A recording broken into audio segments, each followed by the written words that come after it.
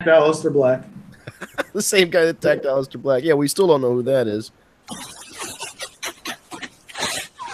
Whoa, it's time to rock and roll. Whoa. That was really loud, huh? Whoa. On the street. Whoa, time to rock and roll. So there's a reason we're going with that song right now. Welcome to the War Report, brought to you by TagMeAndDate.com, the first and only dating site exclusively for fans of professional wrestling. With a roster of over 70,000 superstars and divas, you too can find your tag team partner at TagMeAndDate.com. iPhone and Android apps forthcoming. And yeah, we're playing Trish Stratus' theme because, well, the holy shit moment of the night, maybe the only thing you'd go back and watch if you DVR'd the show, is aside from one of the matches that we'll get to, is the return of Trish Stratus, who hey, Vince, joins. You know what made that so special, and it goes against something that I've been saying now for a long time, is that there's no element of surprise. And even though we were in Canada, it never dawned on me for a second that Trish was coming. I didn't hear anything. There was nothing on the internet. There was no talk amongst us. Like it was just very hushed. They did it right. We had the actual element of surprise. And not only that, it was Trish Stratus, which just put it over the top. Yeah, and, it's kind of nice when they do things the right way, huh? Well, it just shows you that, there is something to be said about the element of surprise and not letting all the information out prior. You know what I mean? By the way, shout out to my kids. They have a smart TV upstairs, and they figured out that they have YouTube, and they found the War Report, and I promised them I would give them a shout out.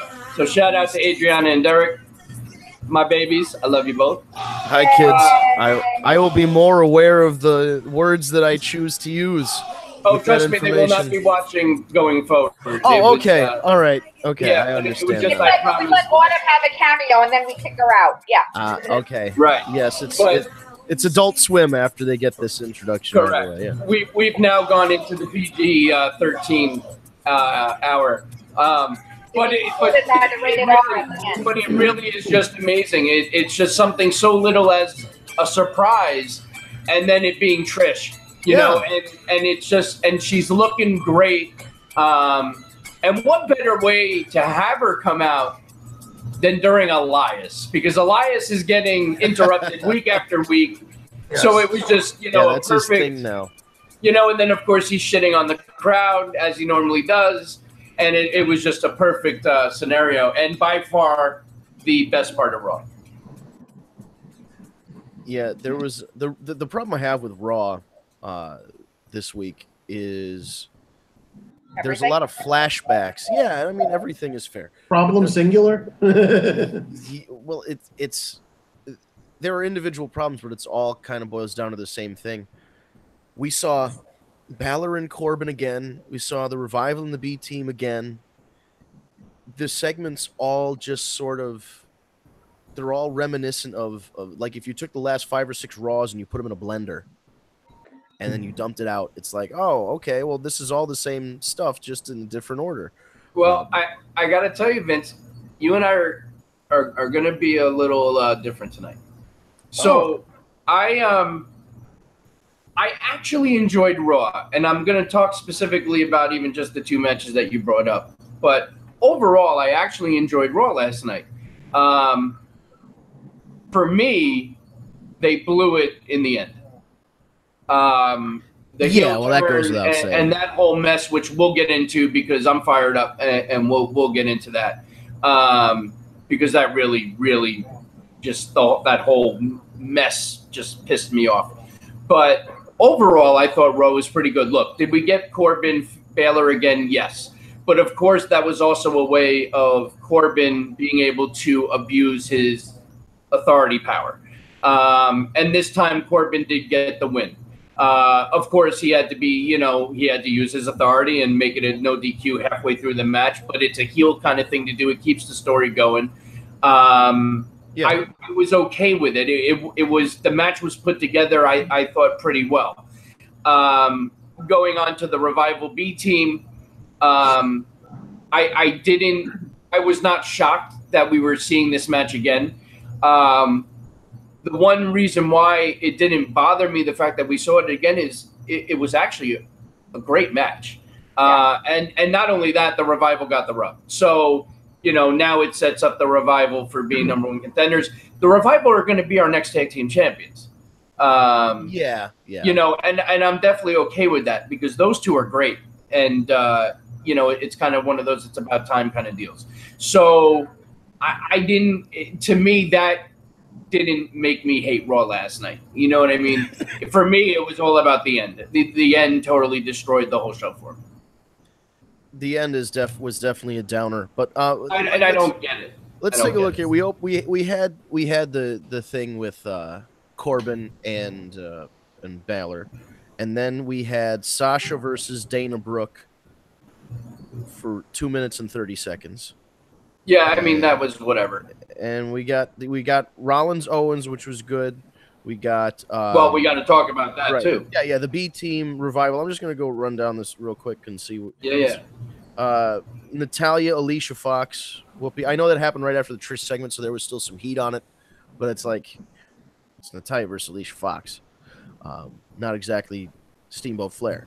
Lashley against the Ascension. Also win that. Yes, that was fun. See, that whole segment was fun because it incorporated the past storylines, unlike the ending of the show, which completely threw out the character history of like 5 or 6 of the 6 people there. Made me so mad. Why does Braun need 2 other guys? He just beat the Bar at WrestleMania with a 9-year-old kid as his tag team partner. He can take on multiple people at once. He tipped over a dump truck. All right, that's not even my problem. Why? First of all, why the fuck are we turning him heel? He is so beyond fucking over right now. Why are we turning him heel? We're turning him heel because you want to try and get Roman over. It's not going to happen. They're gonna boo Braun up until Hell in the Cell, and then they're gonna get in that cell, and that entire place is going to be behind Braun over Roman, no matter which way you slice it, which way you dice it. But then Baron Corbin is going to cash in. Braun gave the briefcase to Baron Corbin. Baron's going to use it. Mark my words. He's going to use it. I know. I shouldn't jinx it. Worse than it possibly can. But could you imagine? You never see the Money in the Bank title holder without their briefcase. Even when Rob Van Dam challenged for John Cena for One Night Stand 06, he carried it with him the whole time. So to see him not have it with him, it's conspicuous by it's Chekhov's gun in fiction. They talk about it. And then it goes away. It has to usually if they're telling a story, and God, we'll get into that later, Road Dog. But if they're telling a story, you reference back to it, and that item I feel like could come back into play because technically it wasn't cashed in.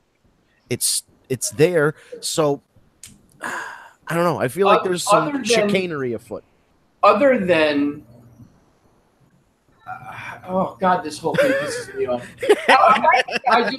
Other than trying to turn Roman, over with the crowd, what other reason could justify turning Braun heel right now? 0 reasons. There isn't. Zero other reasons. Zero. Listen, okay. If The Rock wasn't going to make the people behind Roman Reigns, fucking turning Braun Strowman ain't gonna do it either. Amen. Preach. You had The Rock freaking come in the Royal Rumble, and they were booing The Rock. The Rock's face during that said it all. He looked both baffled and disgusted at the same time. It was awesome. What did I do? He ran the gamut of emotions for sure. The only thing, and like I said, the Shield part didn't work. There's only one person on the planet that I think could ever make the fans really behind Roman Reigns, and I doubt this person will ever do it. And that's if he fucking hulks up with Hulk Hogan. Could you? No, that wouldn't even work. I don't think it'll work. That still wouldn't work. But that's the only person. That should be a question that we put out there. Who can we use to make the fans finally get behind Roman Reigns? I don't think there's a person. We need. They keep trying. It's not going to work. We need Doc Brown. And his time machine. Yeah, where's the DeLorean when I need it? We've got to go back. It's like it's really at that point because if you look at it this way. Roman Reigns, when they first decided to break up the Shield and Seth Rollins turned on everybody, what did Seth Rollins do? Seth Rollins went out and got new music and he got new Power Rangers tights and Dean Ambrose changed his gear to the wife beater and the jeans and got himself new music. And Roman Reigns stayed with the same music and the same outfit for 5 or 6, however many years this is now. It's too many years. If out of the box, and I'm not saying you should go and like bleach his hair blonde or whatever, but change the look, change the music so that when these reunions happen, it's a bigger deal because you hear the Shield's music, whether or not it says the Shield thing at the beginning, it's the Shield's music. You hear it every single week for Roman Reigns. So when it doesn't have the same effect. So if we go back and we get like, God, the Usos could rap his theme too. You know, just have the Usos rap him a theme, or find another Samoan hip hop artist to do that's easy to pull out of a hat. I mean, well, if you go to Hawaii, I'm sure you could. I'm sure if you asked the Usos to find you a Samoan rapper aside from themselves, they'd have one. But what I'm saying is, I mean, then you put them with the CFOs, the guys that write the themes, and I'm joking with you. Yeah, but I'm saying you come up with something new. Instead, we've got a character that hasn't really evolved, and kind of flip flops. Like one week he's like a heel guy, and then the other week he's like the babyface guy. But then he's still. It's like Hogan. Remember when Hogan used to like rake the back and like bring frying pans into the ring, and he would cheat. But people, it was like a babyface type of cheating. It's Hogan could never do wrong. Yeah, but this, you know, they tried the same thing with him. It's like one week he's a badass anti-authority guy, the next week he's the underdog, the next week he's the cocky guy whose yard it is. It's like. But you know what the problem is with that? Even if they did flip flop him, he can't sell any of the shit they're giving him. No, I think they had the opportunity to put the title on Braun, keep Roman somewhere near the main event, but like rotate Seth or Dean in so Braun has a challenger before Roman Reigns, and Reigns has to earn his way back up or something. I don't know. I'm not really trying to think of a future for Roman Reigns because, God, everything is so bleak. I never thought I would ever say this, but I'd rather have John Cena in the title hunt, and I never thought those words would come out of my mouth. I still think at the end of the day, the very conclusion of this whole Roman reign, if you will, see what I did there? Ultimately, Braun is going to be the one that takes the title. I think he should. It's just going to be. I mean, I'll be honest with you. At this point, I mean, I could see Roman now hold. I hope I'm wrong. I could see him holding it till Mania. And I could see him holding it until not just Mania, but the one after. Well, I'm thinking Mania. I'm thinking Mania will be Braun Roman, and then Braun will finally take the title at Mania. That's what I'm thinking. So Braun would have to win in the Royal Rumble or the Elimination Chamber. But he already won the Money in the Bank, so he should just be able to win the title. Like, I mean, listen, nowadays all you have to do is demand a match, and you can like make something happen anyway. You know what I mean? If you're Roman Reigns, you can say you don't care about the match, and you're still giving it anyway. Yeah, the Charlotte thing. Oh, we got to talk about the Charlotte Becky thing. Well, Steve, just look at it this way: nobody will be happier at Mania next year than you and me if we get to see the Reign dethroned there. That would be a big selling point for Mania. They've got to know it's the New York market. They've got to know the reaction he's going to get. They gave it to him still last week in the New York market at the Barclays. They did. Yeah, but that's because they use Braun as a cock tease. They honey-dicked everybody with Braun. That's a pretty big cock. Yeah, It was probably. a brilliant move by them. Absolutely. Yeah. And then they were like, "Oh, guess what? No cash in. We're just gonna hit the fade to black button, play the WWE Network logo, and we're out. Bye, everybody." But think about it. It got people to stay because people were like, "Oh shit, he's going to cash in. We have a reason to stay." And they knew that if he wasn't, and it was just Roman, that the place was going to empty out. That's brilliant. So you got to It give was fucking brilliant. You got to give him credit. It's brilliant. great move. It is. It's terribly manipulative, but it is brilliant. Like it's because here's the thing. After they because they cut. He celebrated for like 10 seconds, and they cut Yeah, it to was black. very short. that was smart too. I want right. That's what I'm saying. The TV product wasn't affected, but is your live gate like how many of those people are going to go? Well, they just fucking bait and switched me on the second biggest show of the year. Why am I going to buy tickets to the next time it comes around if we're just going to get the bait and switch? Right. Well, you were talking about the ECW event. I was never more scared than when I was at that one. I'm like, if John Cena wins, I am getting the fuck out of here. Oh, I am yeah. hiding underneath the chair. I'm done. But that scared the shit out of me, the fact that he may have won that night. Oh, I couldn't even imagine. You had to see that fallout place. of that. That place was great. As soon as he came in, he had more shit thrown at him than Hulk Hogan did when he turned NWO. Wow. Yeah, I mean, I remember watching the pay-per-view, but whole different experience live, I'm sure. When Sandman came out of that, he came out right from the ladies' room right next to me. It was awesome. Wonderful that he came out of the ladies' room. But we should put over Kevin Owens, who did a fantastic job. Seth always wrestled Match of the with night. Kevin Owens. Yeah, those guys were always are solid wrestlers, but then Kevin did the extra. I quit. God, the athleticism of that man, you got to give him credit. He is. It's so funny to see him move, and then he takes a move like he's athletic, but then he'll take a bump, and you'll see his belly jiggle on the way down. Just like his feet on the ropes like that. I mean, I didn't know Owens could do that. Yeah, he's unbelievable. But so what I'm starting to hear now, some of the rumors floating around, and I got to be honest, if they go this route, I'm kind of torn. And I'll tell you why. One of the biggest one that I've been hearing most is the reason Kevin is out now is because ultimately he's going to come back and Paul Heyman is going to be his manager. Yeah, I heard that. So at one point, well, so now here's my thing, right? So at one point I'm like, okay, it keeps Heyman around, and we all love Heyman, so that's a plus. Here's the negative. I always, if you notice, every time I say, Heyman should be with this person or Heyman should be with this person, a lot of it has to do with the fact that those individuals, in my opinion, need a mouthpiece. They need a spokesperson. Kevin Owens happens to be phenomenal on the microphone.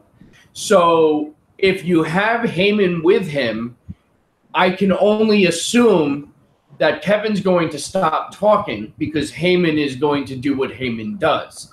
So I'm kind of torn because Kevin is one guy that does not need help on the microphone. But don't forget, when Heyman did CM Punk, Heyman and CM Punk were great, and CM Punk didn't need any help on the microphone either. That's true. He still did his pipe bomb. And, he was still a Heyman then, no? I don't even remember before. Oh, he laid down some pipe bombs and everything when he still had Paul Heyman. Don't forget, that was that whole time, even with the whole Undertaker thing when Paul Bearer died. Yeah, that's true. How about this? True. Since we're bringing up the Owens Heyman possibility, what about the return of the Kevin Owens show with his sidekick in the Andy Richter kind of role, Paul Heyman? Well, if Heyman starts managing him, then that would be perfect. Yeah, like the sit down Kevin Owens show, almost like Miz TV, but it's him and Heyman, and they have a guest on, and that would be absolutely incredible. That would be good. Yeah. After the show, Vince, I think you should send a tweet to the McMahons and say, "Hey, listen, just suggestion. Put it out there." Looking at this guy again. Can we make enough of this guy? Paul Ellering back on TV, please? Yeah, that would be nice. I don't know why they decided to not have him around. Yeah, I know. Ascension wrestling last night, by the way. Really? What? Oh, the Ascension? I said, what the hell was this Yeah. Bobby Lashley Ascension shit? That was crap. Bobby Lashley lost his headband, and I just cannot. I'm so sorry, Bobby Lashley. You're a big, giant person, and I don't want to be hurt by you, but I cannot take you seriously if you lose that headband because you try and make the mean face, and I can't tell what face you're making because you don't have any fucking eyebrows. Yeah, what's the deal with that? Well, I think he's got alopecia or something like that, where he Does, can't put up yeah. with that anymore. Oh, that's interesting. Whether or not So, that's from yeah. So we got Trish, Rhonda, and Natty all together in the ring. That was kind of fun. It was nice. It was nice because, I mean, Elias gets interrupted so many times. Who on the main roster would have been fresh to do that? Right. That's why it was perfect. Yeah. The one thing I was afraid of. Oh, I'm going to sneeze. Hold on a second. All right, I had to mute that out. But the one thing that I was really afraid of was Elias was going to come out there and get the shit kicked out of him by 4 girls. Like, I was expecting Trish to hit the Stratus faction and then Rhonda to do that Samoan drop thing and put him in an arm bar, and Natty puts him in a sharpshooter, and then everybody hugs and touches each other's nipples and goes, cheers with the crowd. Maybe I wasn't expecting through that one part in there for me. I wasn't expecting anything like that, but I was actually expecting maybe a little something with Trish and Alexa. Even Trish goes for the Stratus faction and Alexa, rolls out and gets out of the ring, something, but there was really no contact at all. I was calling for a impromptu 6-woman tag. That would have been nice. I don't think they're going to put Trish in the ring, though, prior to Evolution. I was just going to say, they're going to save that. But now here's a question. Yeah. And I guess there's really no way that any of us can truly answer this. I mean, we can give our opinion, but nobody would really know other than Trish herself. But, does she get in the ring at Evolution and do the whole Trish deal, the entrance, the music, the match, and get the itch again? And does she do somewhat of a mini run and continue on? I think it I don't know depends. what's going on with her right now. Right, it's all on her personal life. Her kids are pretty It would be young. kinda cool. I don't know. Oh, it would be really cool if they kept her around from now until WrestleMania, or now until Survivor Series or Rumble. Well, Survivor Series would be too close anyway because that's. And Kat, I get it with the young ones, but I'm saying she doesn't need to be a full time. I'm saying maybe once a month, one Raw a month or something, and one pay-per-view here or there. Build up some pay-per-view, yeah. Yeah, Right, exactly. But I think the convenience of last night was it was in Toronto and then Evolution. I mean, even though Long Island and Canada aren't that close, it's still a pretty close location on a plane ride for her to make the jump to do a one night only. You know what I mean? I don't see her going cross country, or even if it's once a month or whatever. That's what I mean. No, I get you. I mean that's I get that. Yeah, it would be nice to, and I know I would rather see her than the Bella Twins, though. I will say that. It's funny how we talk about wanting to build new stars, and at the same time we're like, oh, this person should come back. But I think you can have a mix of both. Well, Trish is an example of the old star that we want to see, as opposed to the Bellas, who we don't. I don't want her. Yeah. By the way, Ms. and Mrs., and I only watch it because it comes on right after Raw. It's so funny. It might be the best show that WWE makes. It is absolutely hilarious. Miz is hilarious. Mrs. Dad. Oh, got left as His dad is great too. Stop. He either last week or the week before, it was they were doing the birth of the baby. The baby shower cake. Well, Miz covered himself in body cameras Yes. to capture all the different angles of the birth, and I'm just like, oh my god, he looked like. That's when Tyler Breeze looks at him and goes, "All the movies that you've been in and you've done, this is the best you could come up with." it really, I feel like it is one of the better shows that they have on the air. And Maurice's mom is a character too. Oh, Yeah, she's funny. She's funny. Anybody with one of those French Canadian accents cracks me up because there's always one or two words that'll be different than what the actual like American English equivalent would be. So it's like, Maurice would be like, you look like you work in a mine, she says some shit like that. And you're like, you know what? It's a miner. Like, we've got words for that. And she just, she finds the long way around because she's going from French to English in her head. But that whole episode last week with them moving on the bus and everything on the tour bus was hysterical. Freaking the diapers in the freezer. Oh, guys, by the way, not to change the subject, but I have something real quick that I want to play for you guys. Okay. Hasn't paid for by the New World Order.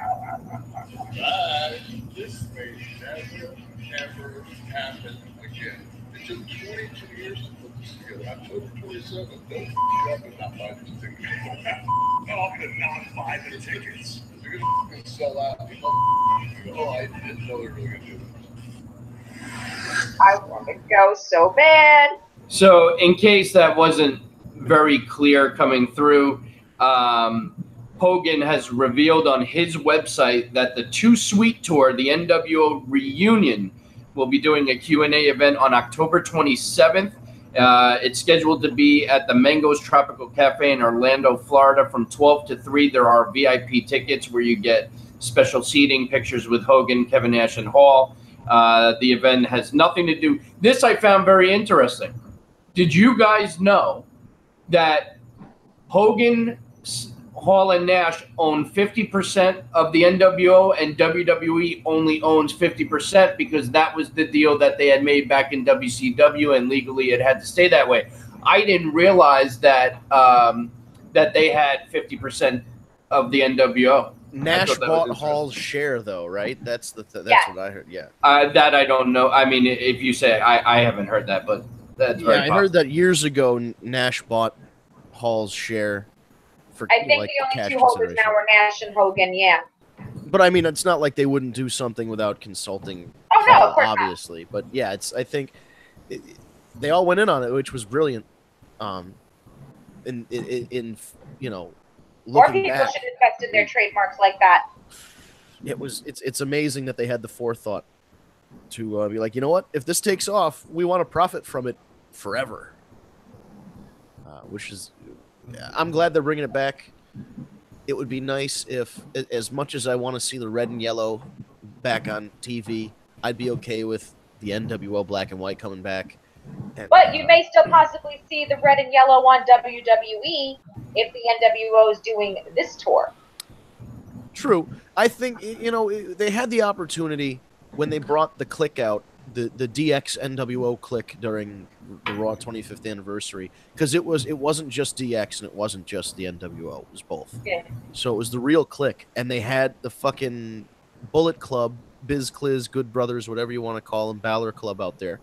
They had the opportunity right then. That was the moment to say, we're not on TV anymore, but you three guys are. You're the fucking click. You're the club. You're the whatever. And then run with it. And then rather than having a really uninteresting feud between Finn Balor and Baron Corbin, maybe it's a little more interesting because then Baron Corbin feuds with all three of those guys, and he could work a match with Carl Anderson, who works a different style than Gallows, who works a different style than Balor, and you stretch the shit out. Right. Or just do something with these guys, because what the fuck are they doing? I'd like to see red and yellow NWO shirts. Ooh. That'd be interesting. Oh, wow. Eric, you just stumbled onto a gold mine. How have you not created those and sold them yet? That's what I'm saying. You just stumbled onto a potential gold mine for... I'd buy one. I almost just said WCW. That's how fucking out of it I am, because I'm an old man. But who wouldn't buy that shit? That's awesome. Yeah, that would be fantastic if WWE shop had red and yellow. Why did they never did that once between WWE and WCW having the NWO around for a solid decade? They always kept that separate. It was always, it was Hollywood Hogan, and then there was the Immortal Hulk Hogan. And but I mean, But it's so many years later now, though. That would be cool. I mean, listen, that. nobody's saying that it can't work now. It would be interesting to see. I mean, I would love to see them come back. I don't want to see them actually wrestle, but I would love to see them come back in some fashion. Like manage a new NWO or something. Help get the new guys over. Right. That's really what it is. Build on the history, and this is what they don't do now. They don't build on things. Something that happened 6 weeks ago isn't important anymore. Like, we'll answer the fan questions in a second because we do have some emails.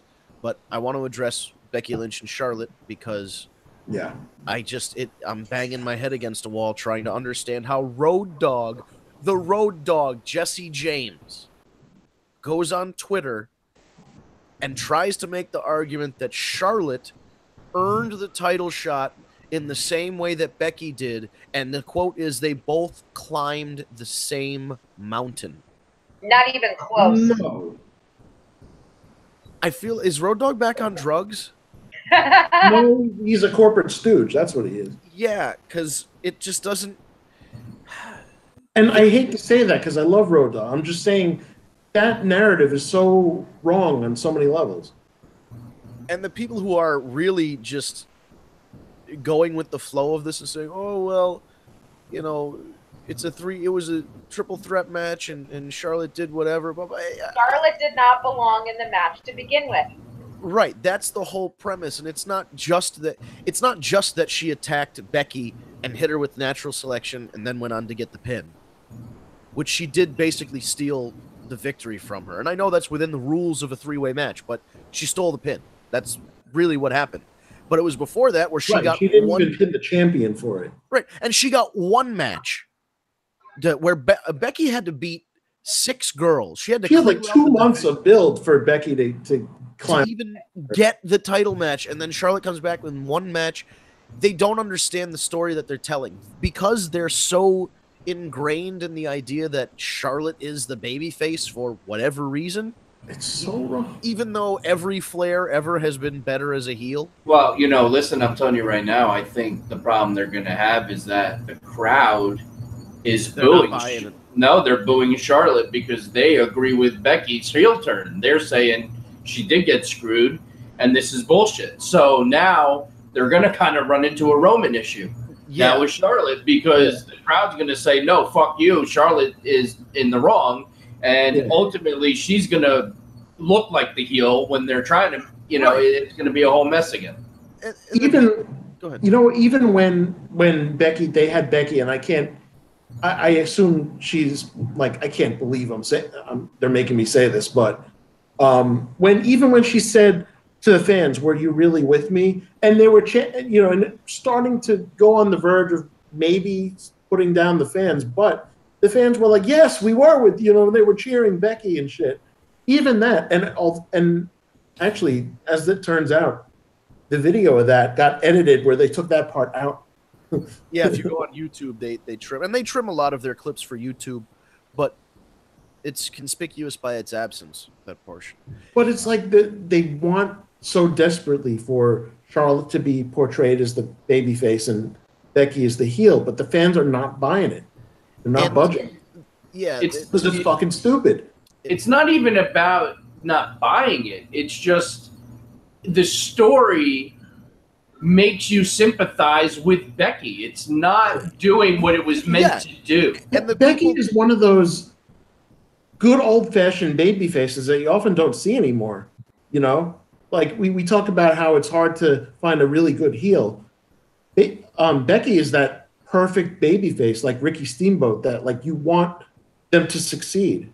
That's I think the other problem that people are having is that Becky is not right. And when she snapped, it was justified. They tried to make it seem like this big deal, but it was very justified. Like sometimes the crowd understands. Sometimes good people have to do bad things in order to make some sort of change, and that was Becky. She couldn't stand it anymore, and she reached her limit. It was completely justified. It wasn't some kind of cowardly act. So no, not at all. And she did it to her face. She didn't do it from behind. when she attacked her. Becky even said that on Twitter. She posted a picture of Charlotte attacking her from behind and Becky going face to face with Charlotte. And she said the difference between me and you did it behind my back. I said it to your face. So I don't know whether I guess tonight it wasn't, she didn't sucker punch her at all. It was right to her face. And didn't she slapped her in the face, like they're face to face. She slapped her, right? Well, that's what the hug was before the whole thing happened. When her hand was over her face like this, that was the two of them talking about it beforehand. Right. That's right. I didn't like that at the end of excuse me, at the end of Raw last night. They had Roman Reigns is on the getting beat up, and he was in the corner, and McIntyre goes up to him and grabs him, and they talk for like 10 seconds, and then he throws him over to Braun. I'm like, dude, what did you need to tell him? Yeah. He's taken a fucking move he's taken 1,000 times. A headbutt, which this is one of the only times in history someone has headbutted a Samoan and not injured themselves in the process. Because there's nothing in that fucking head. You know what, though? Like, I thought before the ending of Raw, I thought they were on the right track where they're not going to heel Shield or heel Braun. They're just going with Braun doing the honorable thing still and saying, I'm going to cash in at Hell in a Cell. And it keeps Roman, I guess, face and Braun baby face. But then they have to do the thing with Ziggler and McIntyre to make it Braun heel. So it's just, then they lost me. I'm like, they had me intrigued for a minute, and then they lost me. They had the ability or the chance to tell a multifaceted story where the true villain isn't revealed until the third act, and they got it all out of the way in page 2. This was the second week of the program, and they fucking blew their load on a Braun heel turn, which wasn't going to work anyway, but at least you could have built to it. It's really it all just seems like we are taking Ambrose, we're taking Rollins, we're taking Braun and Dolph and McIntyre. These 5 guys, we have to use 5 guys to get one guy over. It seems incredibly inefficient to take 5 guys to put one guy over, instead of taking the 5 guys who are already over and doing something with them, and maybe, working the guy in who isn't over. They're like, no, we're telling the story about a guy that everybody's booing, and then we've got a bunch of other guys that everybody cheers, so we're going to prop this one guy up with these other 5 guys. Does he really sell that much merch where they're so afraid? He must. He has to. That's the only thing I can think of. Like, does he sell Cena levels? I mean, that's what they're. He's the number one guy. Even Meltzer's like, you can't deny that he's the number one merchandise seller, and I think it has he's something. The number one merchandise seller. Wait, who? Roman Reigns. Yeah, No, Roman he's not. really? Meltzer said he overtook Cena. He's the number one guy right now. So I Meltzer I also called Payne Royce fat. What? Yeah. Oh, Right. Don't even get me started on that. It's such a silly thing. One he called her fat, and they got into this whole body shaming thing, which wasn't even about. And It was hilarious, dude. The internet went fucking ballistic. As if the same internet fans that are complaining didn't call Samoa Joe fat every day of his life with pictures of Scott Steiner on Twitter, and talk about Triple H when he gets off the gas and he looks a little puffy, or like if somebody like John Cena's all roided up right now because he's in a movie with Jackie Chan, he looks freakish. And you're talking about all these guys. Nobody ever says, "Oh, you're body shaming Samoa Joe," but you mentioned one girl looks a little chubby, and all of a sudden you're a fucking misogynist asshole. which apparently it was about her tits, but right. But it's also but then at the same time he should have specified then. yeah, but it's one guy's opinion, and it's not, and it's they made it into like, well, he's got this one really bad opinion, and we're in a time of like supreme social justice where we can ruin somebody's career. Well, I never liked that guy in the first place, so fuck him. He said something wrong. Let's try and ruin his career. You know what? Stop complaining about what she looks like and just complain about how she talks and how she wrestles. And then yeah, complain about how badly booked she is. Who gives a shit what she looks like? She can't do fucking anything. Sorry. I kind of dug them in NXT for some reason. Because they didn't do. What did they do? They walked around backstage and like talked to people. Like that's their thing. Their shtick is like they've got good personalities and they play off each other well. They're like Bella Twins 2.0. Or like Laycool. Oh, I think they're I like them more than the Bella Twins. I think I do too, but I'm just saying it's like watching. It's yeah. It's the repeat segment of the two. They're like, oh, you're a loser. Oh my God, we're iconic. Shut the fuck up. That was accurate. What? That was very accurate. Like that was spot on. Yeah, no, I get that, and yeah, they're annoying, but to me, the Bella's voices are more annoying because the upwards inflection where they seem like they're asking a question every time they talk, and they're using words like and literally with the completely wrong context, and they sound fucking stupid.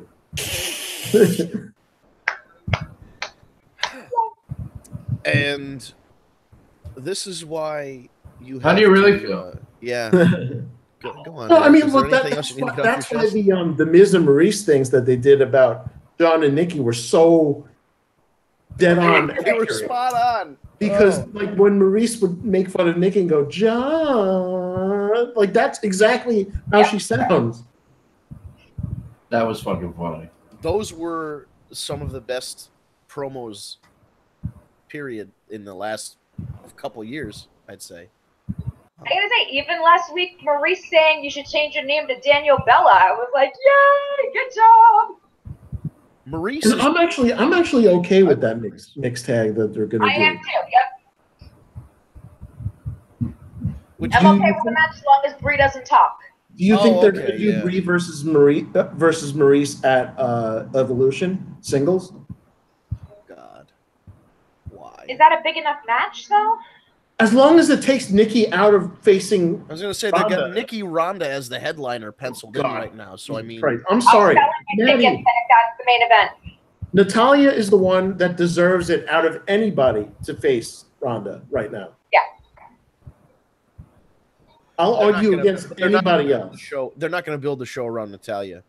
That's the thing. Here's the thing, though. Ronda, like they're trying to say, star power because of Ronda and Nikki. Ronda has more than enough star power herself. She definitely does. So she doesn't need the star power of Nikki Bella. Fuck that shit.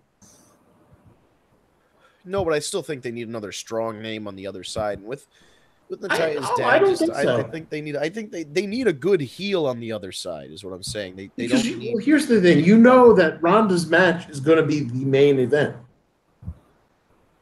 unless they do Charlotte Becky as the main event. Which I mean, I don't know. Which I don't think they'll do. Yeah. I'd like it to be, but I don't think they'll do it. They may even just decide to do an exhibition match and just let Charlotte and Ronda go at it and not put any belt on the line. Nah, I think they save that for WrestleMania. They're saving that for Mania, definitely. Well, then who's going to drop them between now and Mania? You're going to tell me there's no women's title defense going into WrestleMania? No, I'm saying Charlotte's going to be. I don't know. Well, Charlotte's going to be in a program with Becky for a bit about the SmackDown Women's title while Ronda's got the Raw title. I think eventually Charlotte will not have the SmackDown one, and then she'll win the Rumble and then face Okay, I gotcha. Ronda at Mania. Charlotte could be a good pick for the Rumble because she wasn't even in it last year. Right. Yeah, that too. Because some people will want to. But same with Alexa Bliss. They were both excluded. Yeah. I love and then obviously Alexa's not champ anymore. Right. I was gonna say, do you really think Alexa gets another main event, WrestleMania main event like that this year? I don't think so. Hey, did we get some questions come in? We're getting close to the top of the hour. Yeah, two. Awesome. And it's from Medulla and BSW. Nice. BSW says, when and where do we think Dean Ambrose will turn heel? Because that's going to come. Oh, it's coming. But I think they're going to let this ride for a little bit. Yeah. Survivor Series. I'm just making a guess. Only because Survivor Series is enough time to establish that the Shield are back as a group, to get them into a Survivor Series match against, I guess, Braun and Dolph and McIntyre, and maybe you tack on a couple other people on the other, make it 4 or 5 men teams, add some other people in if you want. But you could just do a traditional Survivor Series match with those guys. Dean turns at the end, bingo, bango, bongo, you're in the Congo, and you get them into a program for the Royal Rumble leading into WrestleMania season. I got to go with Vince on this one. That actually sounds pretty good to me. Because either that or you do it right at the Royal Rumble. And Dean, because Roman has to be champ. Well, Dean could turn on Seth. Well, you see, that's the person that Dean needs to turn on, Seth. Yeah, I think he needs to turn on both of them. For both. Make a statement. But yeah, he definitely the chain needs to be continued of the guys kind of turning on each other. The one they'll never do is Roman turning on those guys, unfortunately. But no, it'd be the smart thing to do. That would be the smart thing to do since he's getting all the heat anyway. Oh God, I hate to bang this drum because it was the same thing with Cena, and I spent a good decade wishing they'd turn Cena heel and do something different with him. They didn't do it. And I don't know if I can put up with another decade of the same thing. And I'm already halfway through it. Like, there's going to be another 5 years of this shit. At least with John Cena, he knows enough that he has the young fan base that loves him and the older fan base that can't stand him. And he embraced it at least. He would come out and he would get heckled and he would laugh his ass off about it and be like, oh, I know where I am tonight just by the crowd reaction. It didn't faze him. It's like they're trying to make Roman feel better by trying to make him get over like that. Yeah, I wonder how different things would have gone if they kept the finish of WrestleMania 31 with Roman beating Brock end stop. Like, how different would the last 4 years or whatever be as compared to what just happened? But all right. Yeah, so that's when I think it'll turn, probably somewhere around Survivor Series. Yep, and then this one actually came in last week from Medulla, so I apologize, Michael, because I wasn't on last week. It did say, WWE drops the ball. Instead of building Rousey up, she automatically wins the belt. Shake my head. The locker room must be pissed. The women have worked hard, even have beaten the men's division in most aspects. This is a stain like the streaks on Rousey's face. Ouch. I happen to agree with Medulla 100%. I think it was way too early to give Ronda the title. I think Ronda herself probably feels the same way. Mm-hmm. But this is the direction they wanted to go. But yeah, I think it was too soon, and it was. I agree. I agree with him. There's nothing about that statement that I disagree with. Yeah, I wonder if they thought it was like they wanted to make money now instead of making money down the line. I don't know. They wanted the headlines. I mean, it was covered everywhere internationally. It was in everything. It was in. I mean, you name it. Also, I think the other thing that happened was she did so well at WrestleMania. She went above and beyond everybody's expectations that they, in their minds, they're like, oh, okay, well, we can kind of move this up. Like, they might have thought they needed time for her to improve, but she's already at I'm not saying she's the best in the world, but I mean, damn, she's, for a rookie, holy shit. Don't you mean an overhyped rookie? This brings up a question of my own. Who is the one that will ultimately dethrone Ronda? I mean, it doesn't matter. It's not going to be clean. It'll be like Alexa. Well, yeah, most likely James holding her. Yeah. Brock still hasn't fucking lost clean. Listen, and let me tell you something. And I don't think it's going to be anytime soon. She's going to have a solid run. This is. I think it'll be like Castlevania too. It'll be like the Elimination Chamber, and some screwy shit will happen, or there'll be a 4-way match, and someone else. It's somewhere where she doesn't have to get pinned, right? Exactly. I agree. It'll be a triple threat, fatal 4-way, Elimination Chamber. Absolutely. It's going to be a good while before she actually loses, one-on-one. Well, yeah, I mean, listen, you jumped the gun, you gave her the title, now you got to run with it. Because now you can't have her lose it a month later because it makes her look weak. So you can't do that. Also, it's kind of like what they did with Brock when he first came in. Like, he came in and just wrecked house and fucking won the title. Okay, but now hold on. Yes, but here's the difference. Brock Lesnar was a wrestler. Yeah. You know what I mean? I mean, he was a wrestler. Forget the Olympic shit. He was a wrestler too. He was in OVW. He did the training. I mean, he was there a long time. He was training with John Cena back then in OVW, and I mean, you know, so he did his thing, paid his dues, and he worked his way. So it's a little bit different with Ronda. Not to take anything away from Ronda, because again, she has. Oh yeah, it's definitely a different. Superseded at all expectations, you know, but. Yeah, I don't think I agree with you where I think she even knows is like, listen, I watch wrestling. I think if I was watching this, I'd probably be mad at me too. But right, you know, it is what it is. Yeah, because people have to remember it's not like it's her decision to give herself the title. There's nothing to do with that. No, of course not. And I can't imagine that, you know, they offered Ronda a deal and she said, well, a deal is contingent on no? Well, no, but what I'm saying is she didn't go to them and say, well, this deal has to be contingent on me getting a title. I mean, I'm sure she wasn't about that, because for her, she just wanted to be a part of it. She just wanted to be there. Yeah. Right. Because they could have completely kept her away from the title scene and just have her do special matches. Right. Like they did with her at WrestleMania. So they could have It looks to me that she's going to be around more than Brock was. Oh, yeah, for sure. You said that last week. Yeah, I think she's going to be a weekly addition to the show, like for at least a couple years, 2-3 years. You don't know what happens past that.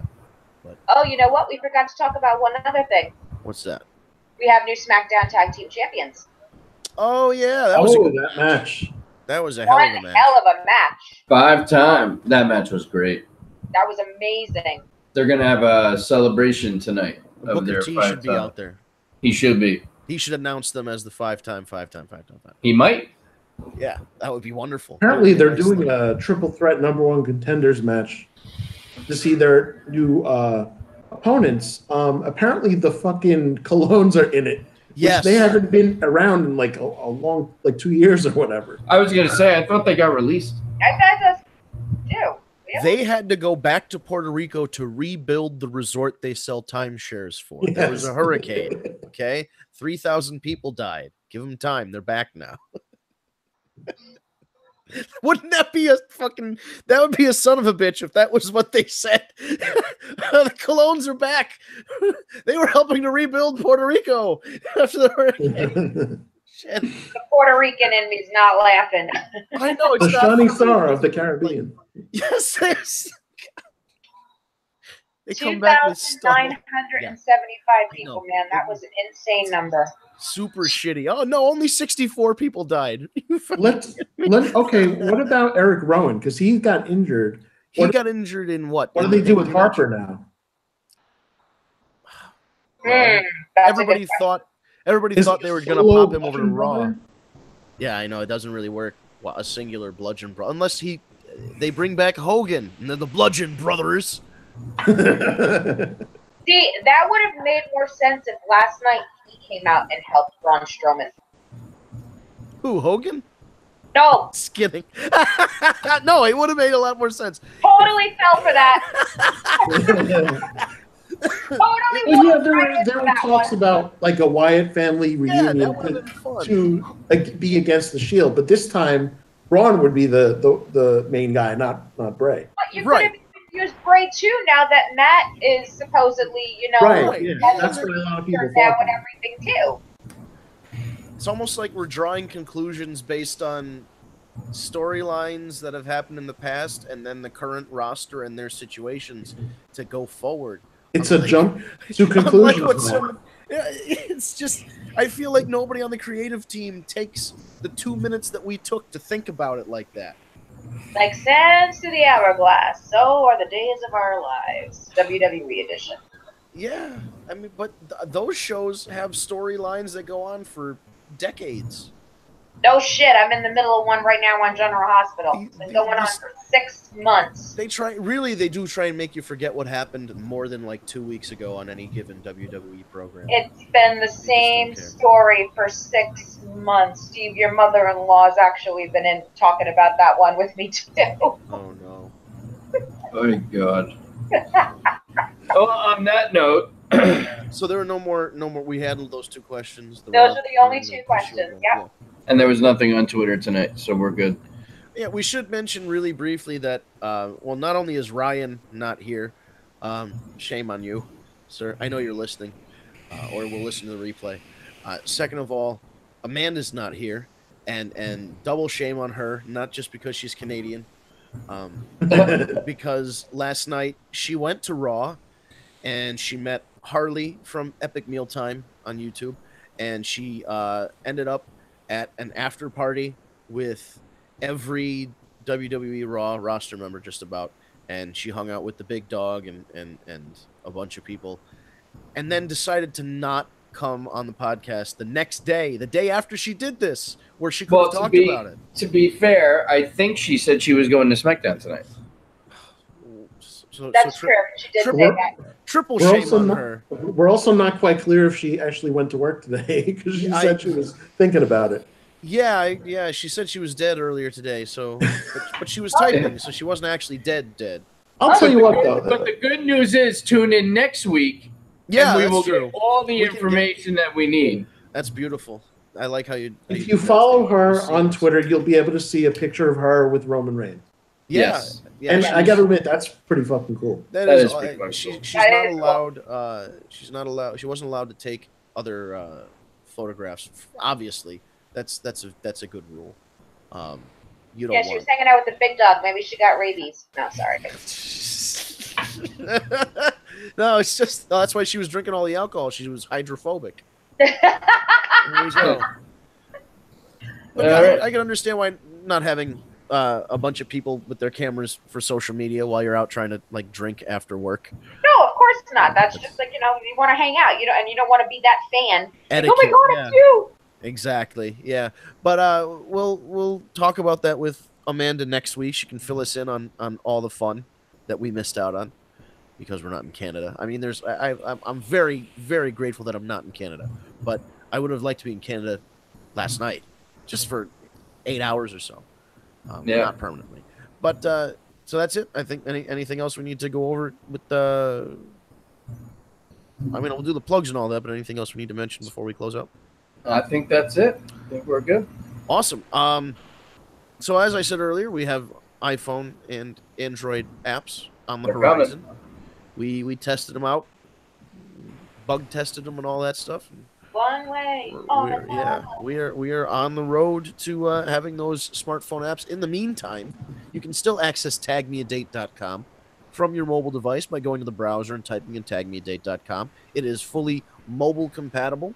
You can even put a bookmark on your home page if you want. You can go on your Safari browser and set it as a button if you so choose until the iPhone app comes out, or the Android app comes out. But even if you don't visit on your laptop, you can, or your mobile device, you can visit on your laptop or desktop computer, tagmeadate.com. It is absolutely free to sign up. You can put a profile picture or submit a promo video, fill out the rest of your profile, and send some messages to your matches. Searching by zip code is available, and one of the most important features on a dating website is to search within the area that you want to search in. So zip code is very helpful. As I said, with the messaging, you can send emojis and all kinds of stuff, just like Facebook Messenger. It's all internal within the tagmeadate.com site, and it is free. It's free to sign up.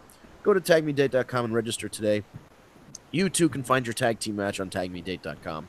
And if you're enjoying the podcast, you go to youtube.com and subscribe to the Tag Me a Date channel. So at youtube.com, in the search bar, type in Tag Me a Date. It's all one word, Tag Me a Date, and remove the spaces. You'll see the Tag Me a Date channel. You can subscribe.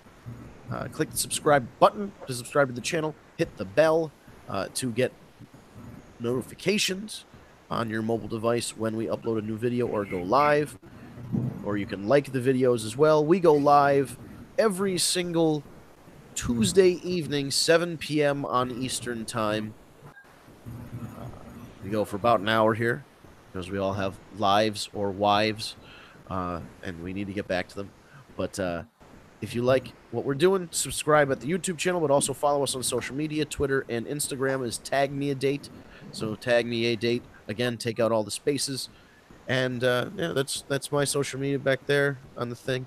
And that's it. We'll see you next week right back here on YouTube on the Tag Me and Date channel for another edition of the War Report, 7 p.m. Eastern Time next week. So thank you for watching, and we'll catch you then.